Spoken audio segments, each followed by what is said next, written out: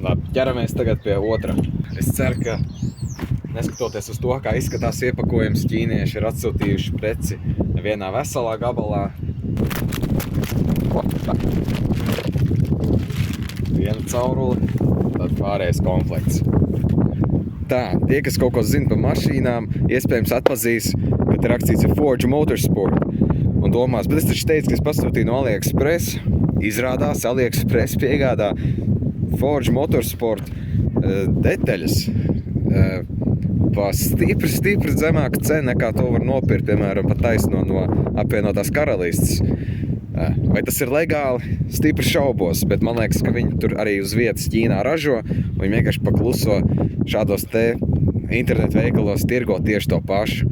Tā kā šis vispār sanāk tā kā reāli brenda uzlabojums. Bet no ķīniešiem, bet tas nevienam nav jāzina. Bet šeit ir viena pārēja caurulēm. Šeit ir pats tas vārsts. Komplektā nāk arī rezerves atspere.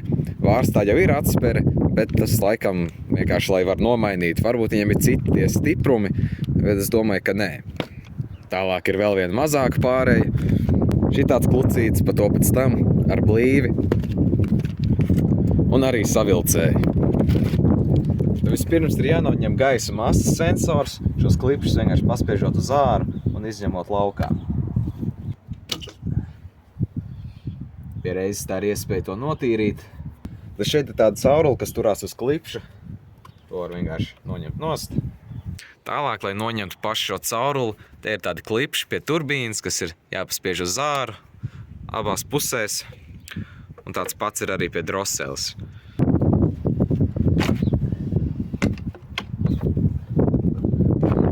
Tagad tikai būtiski ir vēl viena lieta. Iekšā tā blīvgumija ir jāsaglabā, jo komplektā jauna nenāk. Tāda ir tikai vienā pusē, otrā tā nav. Tātad droseles pusē. Tā es vienkārši ar kartona gabaliņu ar stūrīti aizķeksēju tās gumijas malas un viņi vienkārši iznāca ārā. Tagad var atvērt šo caurules iepakojumu, arī otru caurulīti. Un tā blīvgumija ir vajadzīga šī pārējai. Pārēja ir pilnīgi metāla, iespējams alumīnija. Un te ir tāda niša, kur te ieiet iekšā. Nē, izrādās te jau ir iekšā gumija. Es skatījos cits videoklips, kur viņi tieši rādīja, ka nav. Bet nu labi, tad es paturēšu šo veco gumiju, tai nekāda vaina nav. Un ārā arī nav jēgas mest. Šī pārēja sānā ir šitādi urbumi, un tie aizvieto stiprinājumu gaisa masas sensoram, kas atradās augšpusē. Nu, nedaudz augstāk tikai. Tad tas tiks pārvietots mazliet zemāk. Tad šeit ir drosele, un šim stiprinājumam pārējai ir divas tādas rievas, un tur attiecīgi tie klipši iestiprinās. Un šim stiprinājumam priekš gaisa masas sensora ir jāatrodās virzienā uz šo pusi, citādi jūs nevarēsiet pielikt klāt. Un vienkārši uzspiež. Ok. Tas ir. Bija mazliet jāpačakarējās, jo viņš ir tik precīzs, it kā viņam jābūt tieši perpendikulāri, lai abi klipši aiztaisītos citādi. Vai nu viens vai otrs, un tad, jā, bet dabūju virsū. Tālāk var pielikt to gaisa masas sensoru. Tas vienkārši iespraužās. Tas diezgan stingri jāuzspiež, un komplektā nāk skrūvītes. Un te ir viena skrūva augšpusē, kas viņu tur klāt. Tad to var ieskrūvēt.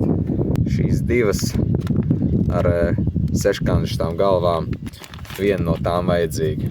Tā, un pirms liek virsū lielo cauruli, šim galam, kas iet pie turbīnas, arī jāuzliek ir pārēja. Tā ir šāda, arī metāla. No komplektā piedāvātajiem savilcējiem ir jāizvēlās vidējais. Diametrā mazākā galā ir jāuzliek šī caurule, un te ir tāda atdurīta, pa kuru tālāk nedrīkst stumt virsū, jo tad tiem klipšiem, lai šeit ir tā gropa, kur ieķerties. Tā, ņemot vērā, kā tas stāvēs, šādi, tad var likt virsū savilcēju un pievilkt.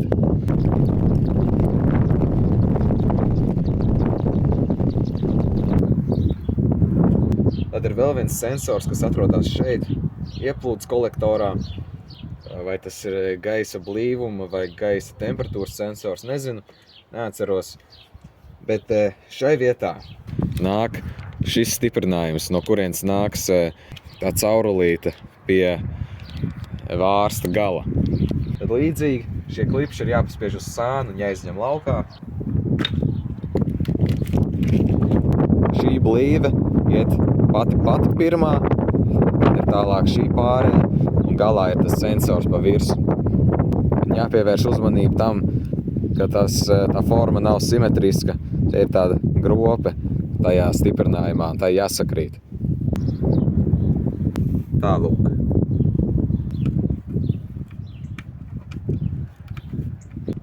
Vai vēlas. Man skrūvas pusēm pārlūza. Vienkārši jānoņem atpakaļ nost un jāieliek jauna.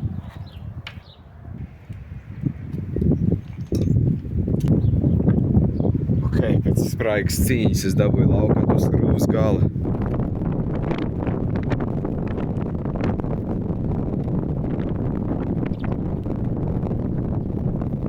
Tagad ir jāieliek šī caurula, šis gals tais klipšos pie turbīnas, un šis jāuzliek virsū uz drosceles pārējas. Un te pa priekšu jāuzliek lielākā skava, kas ir piedāvāta komplektā. Tas ir. Tagad šeit jāpievēl tas savilcējs. Un izskatās, ka man tomēr traucēs šitas. Tā. Un tagad ar vienu no šīm skrūvēm var pieskrūvēt to gaisa masas sensoru. Komplektā ir 2 skrūvas, bet vajag tikai vienu, jo tam stiprinājumam pie droseles ir tikai viena vītņota skrūvju vieta. Ir laiks ielikt pašu vārstu. Un tam ir vajadzīgs arī mazākais savilcējs komplektā. To vienkārši ieliek šeit caurules daļā un pievelk savilcēju. Tā, bet šo lieko gabalu es nogriezīšu nost. Un tagad gan atliek pati pēdējā daļa, un tas ir jāsavieno vārsts ar šo pāreju pie ieplūdes kolektora. Komplektā ir arī 2 mazi savilcēji paredzēti šim darbam.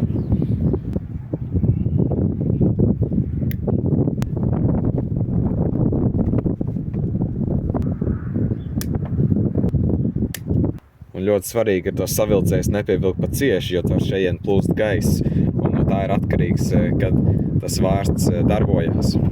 Šādi izskatās gala produkts. Un ir jāpārbauda skaņa.